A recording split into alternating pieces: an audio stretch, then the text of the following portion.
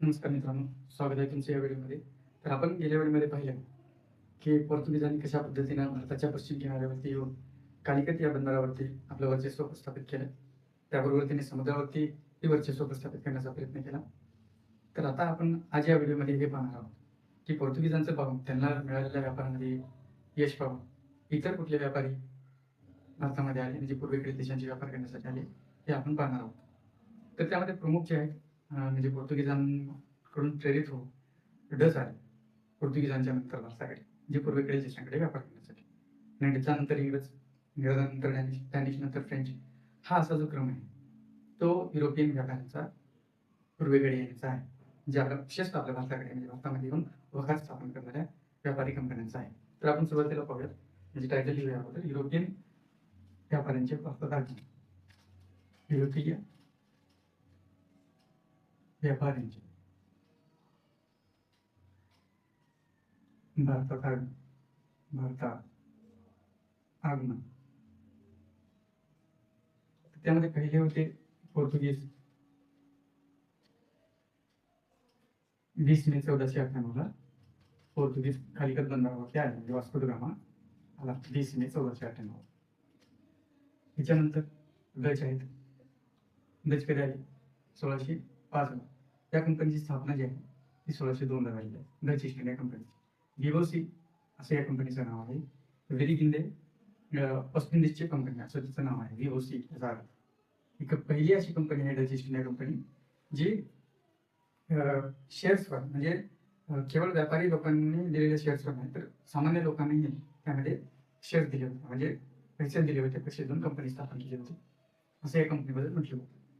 Number 3 ला जे आहे इंग्रज, जे ब्रिटिश ईस्ट इंडिया कंपनी जी आहे ती 1600 साली स्थापन झालेली आहे, परंतु ती भारतामध्ये आली 1608 ला. त्याची कारण आपण लक्षात घेऊ. कंपनी जरी लवकर स्थापन झालेली असली डचांच्या अगोदर, तरी यांना यायला उशीर काढला आणि ते 1608 ला म्हणजे इतका उशीर काढला हे आपण पाहूयात. आणि हे लवकर काढलेलंच हे आपण पाहूयात. तर त्याच्यानंतर फ्रेंच, म्हणजे आपण डॅनिश बघू. फ्रेंच जी आहे यांची कंपनी स्थापन झाली 1664 ला आणि 1668 ला ती भारतामध्ये आली, फ्रेंच ईस्ट इंडिया कंपनी. तर प्रमुख ज्या व्यापारी कंपनी आहेत पोर्तुगीज, ब्रिटिश आणि फ्रेंच, म्हणजे भारतीय आधुनिक भारताच्या इतिहासामध्ये यांचा जो वाटा आहे, म्हणजे इथे इथल्या प्रदेशामध्ये येणे, व्यापार करणे आणि सत्ता स्थापनेचा प्रयत्न करणे, केवळ या 3 लोकांनी असा प्रयत्न केला होता. आणि या 3 व्यापारी कंपन्यांमध्ये यश जे भेटलं, जे यशस्वी जे झाले ते ब्रिटिश. उद्देश सगळ्यांचा, या सर्व कंपन्यांचा सुरुवातीपासून एकच होता. मायदेशातून ज्यावेळी सनद दिली जायची त्यांना व्यापार करण्यासाठी, त्यावेळी त्या सनदेमध्ये अशा तरतुदी असायच्या की तुम्हाला व्यापार करण्याचा अधिकार असेल, एकदेशीय सत्तांची युद्ध करण्याचा अधिकार असेल, त्याचबरोबर युद्ध करण्याचा अधिकार असेल आणि तिथे वसाहत स्थापन करण्याचा अधिकार असेल. हे अधिकार त्यांना सुरुवातीलाच देण्यात येत होते आणि त्यामुळेच त्यांनी त्याचा प्रयत्नही केला, म्हणजे इतर प्रदेशामध्ये गेल्यानंतर सत्ता स्थापनेचा प्रयत्न केला, वसाहत निर्माण करण्याचा प्रयत्न केला, हे आपल्याला दिसून येतं.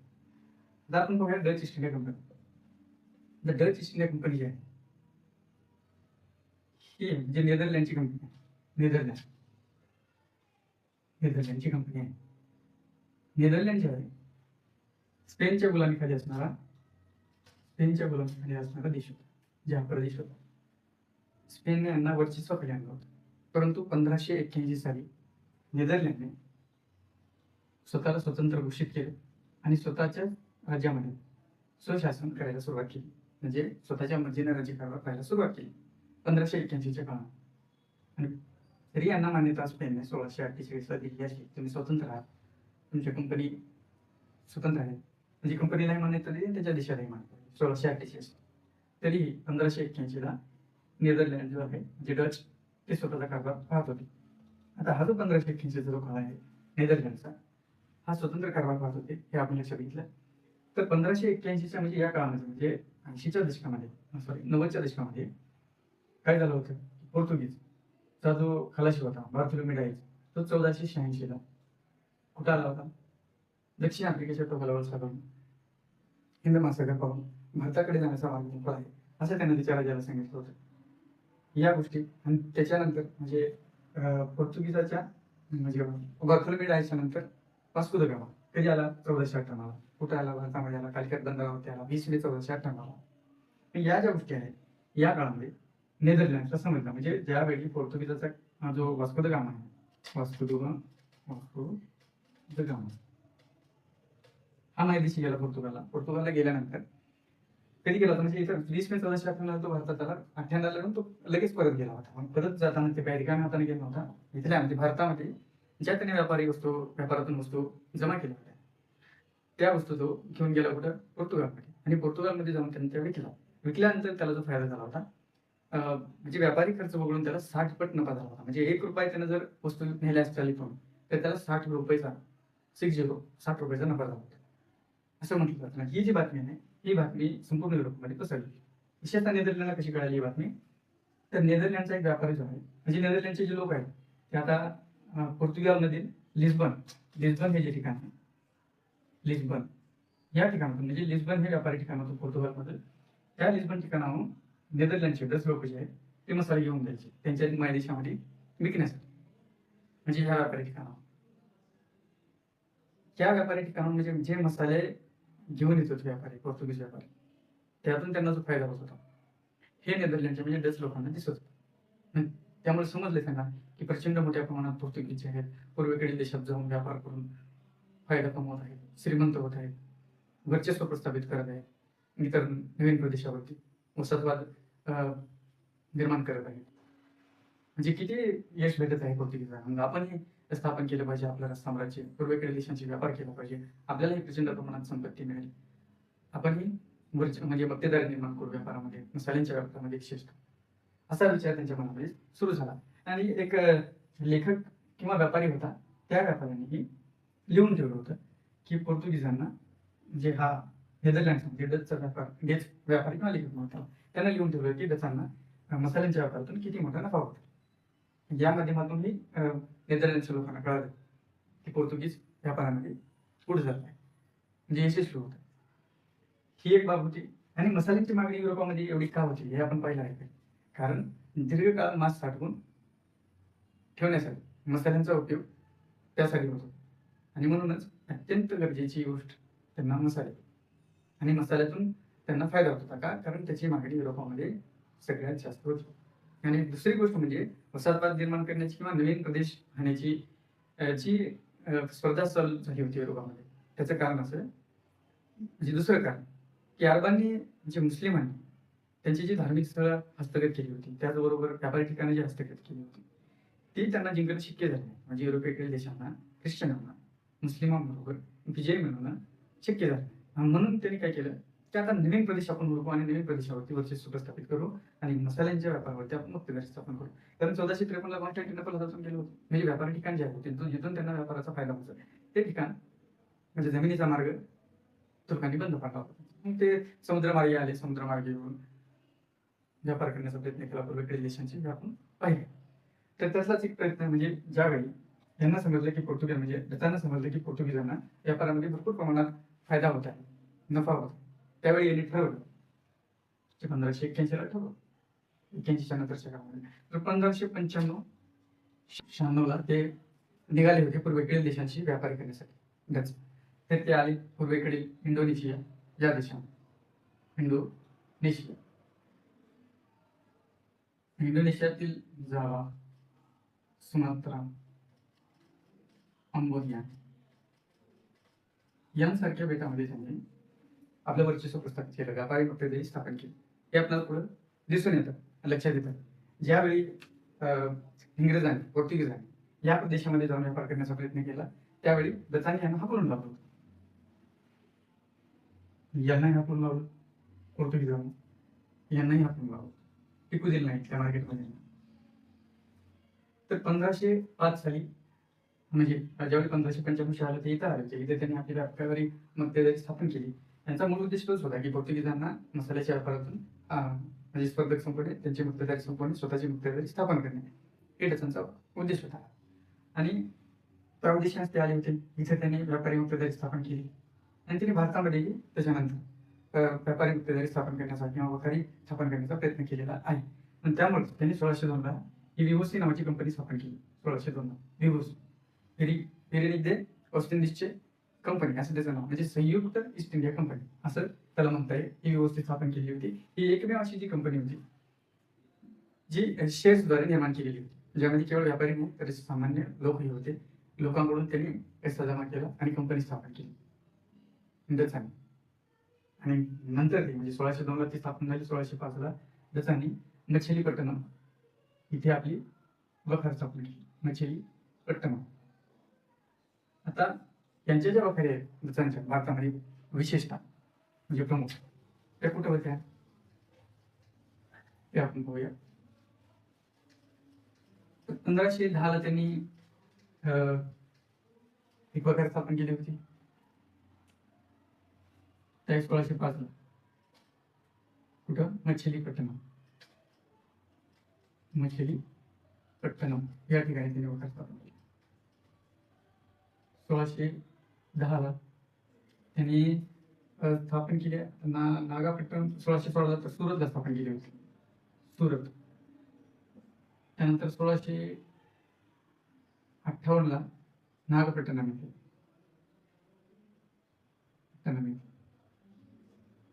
आणि त्यानंतर 1663 ला कोचीन. त्यांनी ही पोर्तुगीजांकडून जिंकलं होतं कोचीन. आता हे पुलिकत आहे. पुलिकतला 1610 साली त्यांनी वखार स्थापन केली. तर या प्रमुख जे वखारे ते पुलिकत म्हणता येईल, मछलीपट्टणम म्हणता येईल. तर यांच्या या वखारी भारतामध्ये डचांच्या होत्या आणि या साली त्यांनी स्थापन केली आहे, हे आपल्याला लक्षात येतं. आता पुढची गोष्ट अशी की यांचे जे स्पर्धक होते पोर्तुगीज, ब्रिटिश, हे स्पर्धक यांना टिकू दिले जातं. यांना माहित होतं की आपण समुद्रामध्ये ब्रिटिशांशी झुंज देऊ शकत नव्हतो. हे कम होत होते ब्रिटिशांपेक्षा. समुद्रामध्ये त्यांच्याशी युद्ध करणं त्यांना शक्य नव्हतं डचांना, आणि त्यामुळे त्यांनी भारतामध्ये काही सत्ता प्रस्थापित करण्याचा किंवा वर्चस्व प्रस्थापित करण्याचा प्रयत्न केलेला नाही. नंतर पोर्तुगीजांशी त्यांनी लढा दिला होता. म्हणजे पोर्तुगीजांशी त्यांचं युद्ध होतच, म्हणजे पोर्तुगीज ही खंडित होते यावेळी भारतामध्ये, म्हणून यांच्याशी स्पर्धा नको होती. त्यामुळे यांनी केवळ इंडोनेशियातील बेटामध्येच आपलं वर्चस्व प्रस्थापित करण्याचा प्रयत्न केला. त्यासोबतच मलक्का इथल्याही बंदरावरती त्यांनी वर्चस्व प्रस्थापित केलं होतं. श्रीलंका इथेही त्यांनी व्यापारी मक्तेदारी स्थापन केली होती. तर आपल्या लक्षात येते की पोर्तुगीजांना यांनी म्हणजे पोर्तुगीज आणि डच यांच्यामध्ये 1609 1615 ला युद्ध झाली होती. म्हणजे आंबोनिया बेटातून 1609 ला त्यांनी हा पडून लावलं होतं. पुन्हा सुमात्रा असेल, पुन्हा 1664-68 काळामध्ये देखील म्हणजे श्रीलंका आणि इतरही बेटामधून म्हणजे इंडोनेशियाच्या इथल्या बेटामधून पोर्तुगीजांनी हकलून लावलं. ही गोष्ट आपल्याला लक्षात येते ज्यावेळी आपण पाहतो त्यांच्या व्यापारी मक्तेदारीबद्दल. आणि त्यासोबतच इंग्रजांना यांनी पराभूत केलं होतं. आंबोनिया बेटातून यांना हाकलून लावलं होतं, मलक्का बेटातून हाकलून लावलं होतं. म्हणजे इंडोनेशियामध्ये यांना टिकू दिलं नव्हतं. 1623 साली यांच्यासोबत लढाई झाली होती इंग्रजांसोबत. 1615 साली लढाई झाली होती. सॉरी इथे जे आहे 1619 1609 आणि 1619 ला पोर्तुगीजांसोबत युद्ध झालं होतं डचांचं. आणि ब्रिटिशांसोबत जे आहे त्यांनी 1615 आणि 1623 ला युद्ध केलं होतं इंडोनेशियातील बेटांमध्ये, आणि तिथून त्यांना हाकलून लावलं होतं. हे आपल्याला डचांबद्दल एवढीच माहिती घेता येईल किंवा त्यावरती चर्चा करता येईल. आता डचांबद्दल आणखीन म्हणजे व्यापारी ठिकाणी किंवा वसाहती बाबतीत आपल्याला डचांबद्दल एवढीच माहिती घेता येईल. तर आता दुसरी गोष्ट महत्वाची म्हणजे डचांनी भारतामध्ये ज्यावेळी त्यांना व्यापारामध्ये अडथळा निर्माण झाला होता किंवा व्यापारामध्ये त्यांची मक्तेदारी किंवा त्यांचा फायदा जो आहे तो धोक्यात येऊ लागला होता, म्हणजे त्यांना तोटा निर्माण होणार होता, त्यावेळी त्याने भारतीय एका राज्याशी युद्ध केलं. ते आहे त्रावणकोरचे युद्ध. ते त्रावणकोरची जी लढाई आहे, त्रावणकोरची लढाई 1741 साली झालेली आहे. कुणामध्ये झालेली आहे? मार्तंडवर्मा, राजा मार्तंडवर्मा आणि डच यांच्यामध्ये झालेली आहे. कारण काय? तर मार्तंडवर्माने काय केलं होतं, त्रावणकोरच्या आजूबाजूचे जे छोटे छोटे प्रदेश होते ते त्यांनी हस्तगत करायला सुरुवात केली होती, त्यांच्यावरती वर्चस्व निर्माण करायला सुरुवात केली होती आणि तिथून कर घ्यायला सुरुवात केली होती. आणि ही गोष्ट जी आहे त्याचा कळली.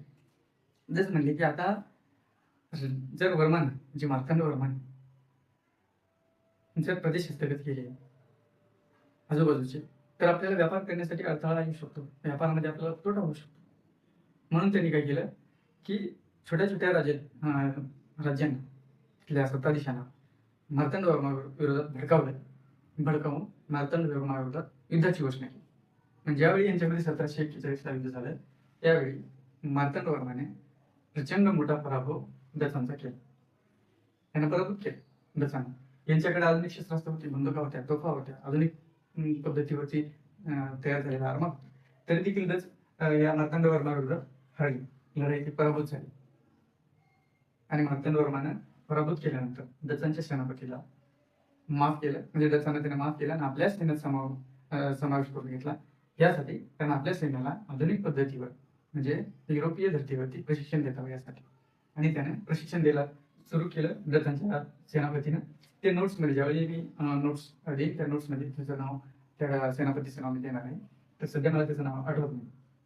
ठीक आहे. तर ही डचांच्या इतिहासाबद्दल किंवा व्यापारी कंपनीबद्दल माहिती घेत असताना ही एवढीच लढाई आता आहे जिथे त्यांनी वर्चस्व प्रस्थापित करायचा प्रयत्न केला होता, भारतीयाला हरवण्याचा प्रयत्न केला होता, परंतु त्यांचा तिथे पराभव झाला होता. आणि याच्यानंतर जे आहे डच काय जास्त प्रभाव निर्माण करू शकले नाही. आणि यानंतर ब्रिटिश आणि डच यांच्यामध्ये 1824-25 साली एक करार झाला होता. या करारानुसार डच इंग्रज करार म्हणतात त्याला. या करारानुसार डचांनी भारतातील सगळ्या प्रदेशावरती आपलं वर्चस्व सोडून दिलं, आपला हक्क सोडून दिला आणि त्यांनी फक्त केवळ इंडोनेशिया बेटावर आपला हक्क अबाधित राहू दिला. इंग्रजांनी जे सांगितलं त्याने राहूही दिला. तर मला का श्रीलंका इथल्या बेटावरती इंग्रजांनी आणि भारतीय प्रदेशावरती इंग्रजांनी आपले वर्चस्व स्थापन केलं. तर 1824-25 ला डचांचं अस्तित्व संपुष्टात आलं. ही जी कंपनी होती डचांनी स्थापन केलेली 1602 ला, 1799 ला ती बंद पडली. राजाने तिथल्या घोषित केली की बाबा ही कंपनी आता बंद करा. परंतु त्यांचा अंत जो आहे म्हणजे व्यापारावरची म्हणजे भारतातला जो व्यापार होता व्यापार करण्याच्या वसाहती वाखाडी होत्या ते संपुष्टात आले 1824-25. ठीक आहे. तर डचांबद्दल आपल्याला एवढीच माहिती घेता आली. यानंतर आपण पाहूया की ब्रिटिश ईस्ट इंडिया कंपनीबद्दल. हे पुसून निघतो.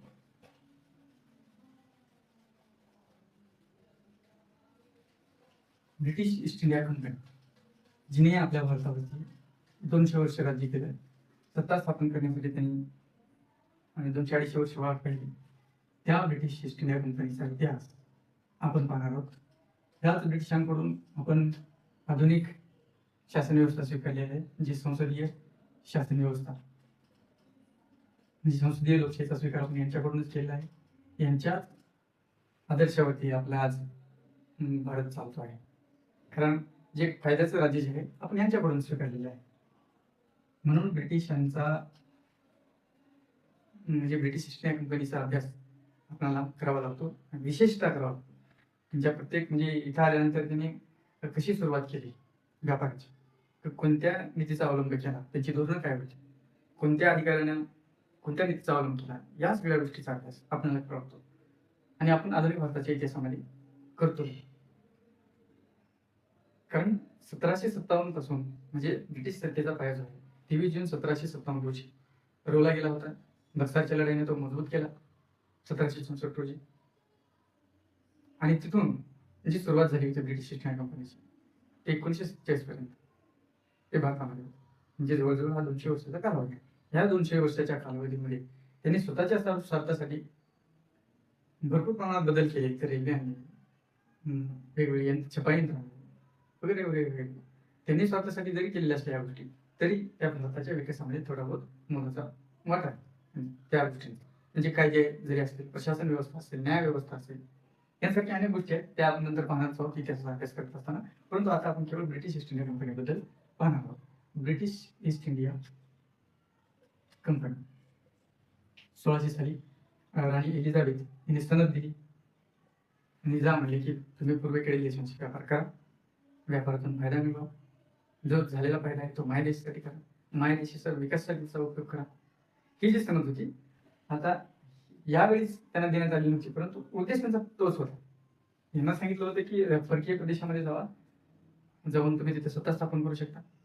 म्हणजे हितदेशीय म्हणजे तिथल्या परकीय प्रदेशामध्ये गेल्यानंतर तिथल्या सत्ताधीशांशी करार करू शकता. तर करण्याचा अधिकार आहे, व्यापार करण्याचा अधिकार आहे, त्यासोबतच युद्ध करण्याचा अधिकार आहे, ख्रिश्चन धर्माचा प्रसार करण्याचा अधिकार आहे. यांसारख्या गोष्टी सनदामध्ये दिल्या होत्या राणी. आणि ही सनद घेऊन व्यापारी जे आहे ते निघाले भारतात. कधी निघाले होते 1600ला निघाले, परंतु यायला उशीर झाला. भारतामध्ये आले ते 1608 साली सुरतला आले. परंतु 1608च्या अगोदर यांनी काय केलं? झालं असं की या काळामध्ये म्हणजे ज्यावेळी पोर्तुगीजांना यश भेटलं म्हणजे व्यापारामध्ये, स्पेननं आपल्या फसादवादामध्ये म्हणजे त्यांना यश भेटलं होतं की त्यांनी ब्राझील असेल किंवा पेरू असेल म्हणजे अमेरिका खंडातल्या त्या अमेरिका खंडामध्ये असेल वर्चस्व प्रस्थापित केलं होतं. स्पेन पोर्तुगाल यांना भेटलेल्या सागरी सफरीमधलं यश ते ब्रिटिशांनाही म्हणजे बघवलं नाही. त्यांना वाटलं की आम्ही जाणार, आम्ही व्यापार करणार आणि व्यापारामधून फायदा मिळवणार. आम्ही का गप्प बसावं? म्हणजे पोपने सहाव्या पोपने जी जगाची विभागणी केली होती पोर्तुगाल आणि स्पेन, ही विभागणी त्या दोनच देशामध्ये केली होती. म्हणजे स्पेन जातील पश्चिमेकडे, जे पश्चिमेकडला जो प्रदेश आहे तो स्पेनचा आणि पूर्वेकडला जो प्रदेश आहे तो पोर्तुगालचा.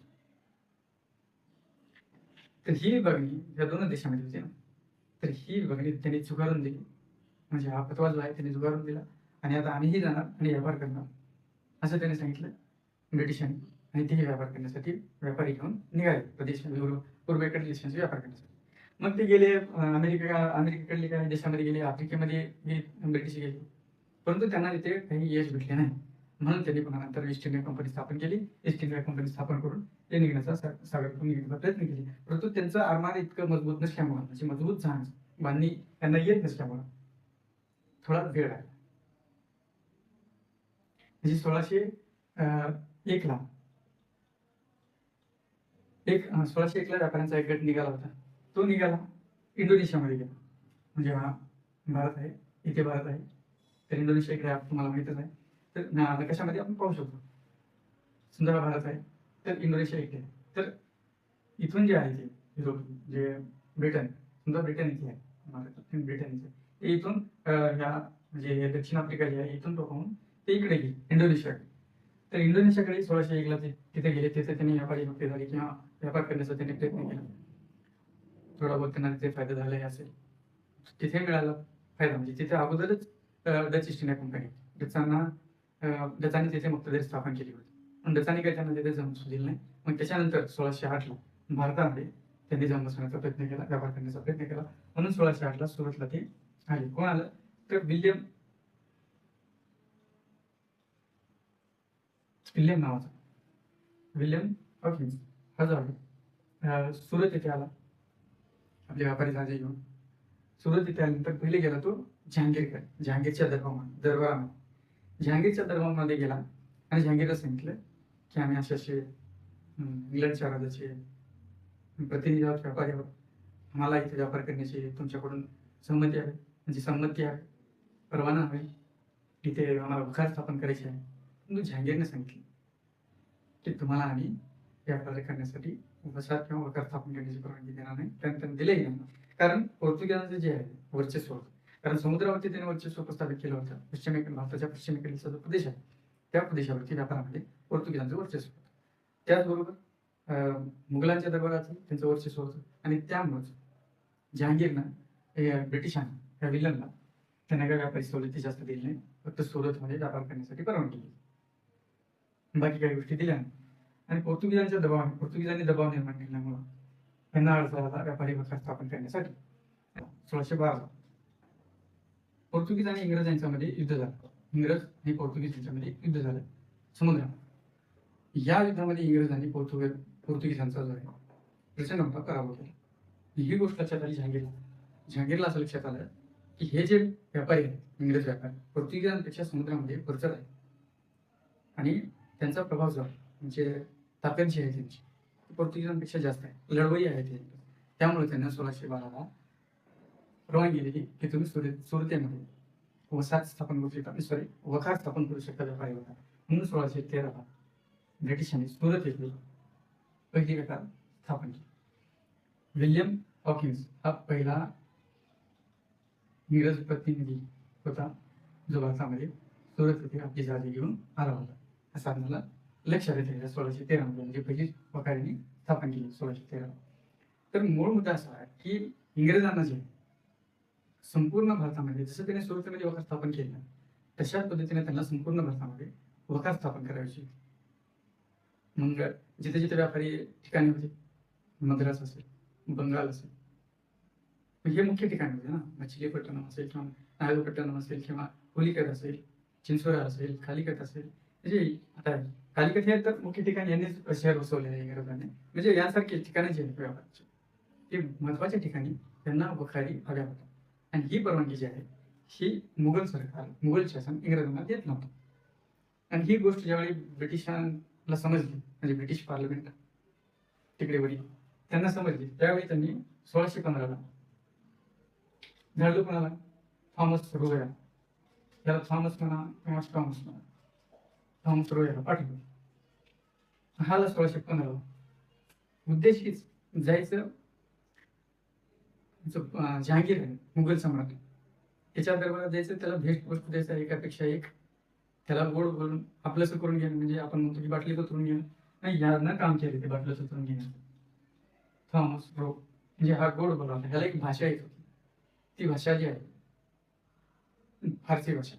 त्याच्यामुळं इम्प्रेस झाला जहांगीर. इम्प्रेस होऊन यानं काय केलं की तुम्ही आता व्यापारी वखारी स्थापन करू शकता भारतामध्ये कुठे. मग यांनी स्थापन करायला सुरू केली. मछलीपट्टणम, मद्रास, म्हणजे नागपट्टणम असेल, तिकडे बंगालमध्ये चिंचोरा असेल वगैरे वगैरे, या ठिकाणी त्यांनी सुरुवात केली. म्हणजे 1615ला तो परवाना भेटला, परवाना मिळाला की व्यापारी वखारी स्थापन करण्याचा. इंग्रजांना म्हणजे सक्सेसफुल झाले व्यापारी वखारी स्थापन करण्यासाठी. तर इंग्रजांच्या कुठे कुठे व्यापारी वखारी स्थापन झाल्या ते आपण एकदा पाहून घेऊया. तर पहिली आहे सुरत 1613. त्याच्यानंतर आहे मद्रासमधील मछलीपट्टणम 1611. 1633 मध्ये त्यांनी बालासोर म्हणजे चिंचोरा इथे आपले वखार स्थापन केली. बंगालमध्ये म्हणतात ना. बंगालमध्येच त्यांनी कलकत्ता स्थापन केली.